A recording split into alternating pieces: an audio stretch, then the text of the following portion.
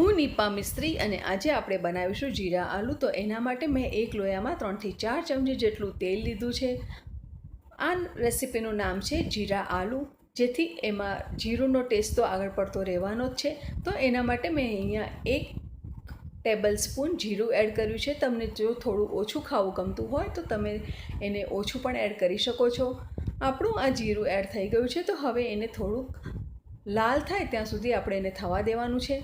ત્યારબાદ એની અંદર આપણે એડ કરવાનું છે લીમડી, 4 થી 5 કડી પત્તા એડ કરવાના છે અને 2 થી 3 લીલા મરચાં બારીક કાપીને એડ કરવાના છે। તમને જેવું તીખું ખાવું ગમતું હોય એ પ્રમાણે તમે એડ કરી શકો છો।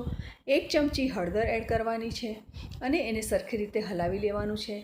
ત્યારબાદ અહીંયા 2 મોટા બટાકા લીધા છે મેં અને એને બાફીને છોલીને આ રીતે કટ કરીને રહેવા દીધા છે। તો એને પણ આપણે એડ કરી દઈએ છીએ અત્યારે। હવે એને સરખી રીતે હલાવી લેવાનું છે, જેથી જીરું બધા બટાકાઓ પર સરસ રીતે કોટ થઈ જશે। હવે આપણે એની અંદર એડ કરવાનું છે સ્વાદ પ્રમાણે મીઠું અથવા તો 1 ચમચી મીઠું। આ રેસીપીનું નામ છે જીરા આલુ, એટલે આમાં જીરુંનો ટેસ્ટ તો આગળ પડતો રહેશે જ અને આ શાકને ગરમ ગરમ સર્વ કરશો તો જીરુંનો જે ક્રન્ચી ટેસ્ટ આવશે, જેનાથી ખાવાની ખૂબ જ મજા આવશે અને ટેસ્ટ પણ ખૂબ જ એન્હેન્સ થશે। ત્યારબાદ આપણે અહીંયા એડ કર્યું છે 1/4 ટીસ્પૂન આમચૂર પાવડર, 1/4 ટીસ્પૂન શેકેલા જીરાનો પાવડર અને 1/4 ટીસ્પૂન આપણે આમાં એડ કરીશું સૂંઠનો પાવડર। સૂંઠનો પાવડર મેં એટલા માટે એડ કર્યો છે કે બટાકા જનરલી આપણને વાયડા પડતા હોય છે। જો સૂંઠનો પાવડર નાખવામાં આવે તો એનો ટેસ્ટ પણ ખૂબ જ સરસ થશે અને આપણને વાયડા પણ નહીં પડે।